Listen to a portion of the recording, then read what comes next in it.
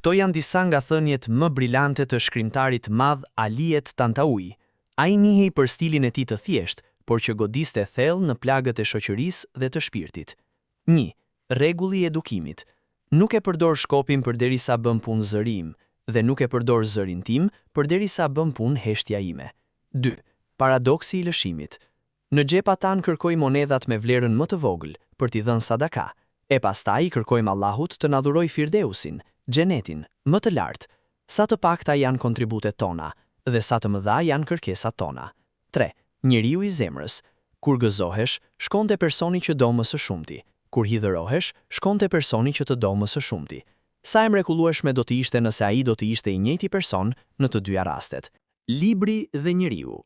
Disa njerëz janë si një libër i mrekullueshëm e i shtrenjtë, por me kopertinë të thjeshtë e jo tërheqëse. Disa të tjerë kanë kopertinë tërheqëse, por përmbajtje boshe. Mos lejo që kopertinat të mashtrojnë mbi të vërtetën e përmbajtjes. Vlera e kërkimit të ndjesës. Jo kushdo që kërkon ndjesë është i gabuar apo i dobët.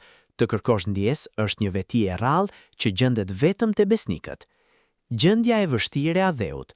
Kur të gjesh një ade ku heronjt e tij janë në varreza, burrat e tij në burgje dhe hajdutët e tij në pallate, atëherë thuaj, lam të mirë kësaj bote.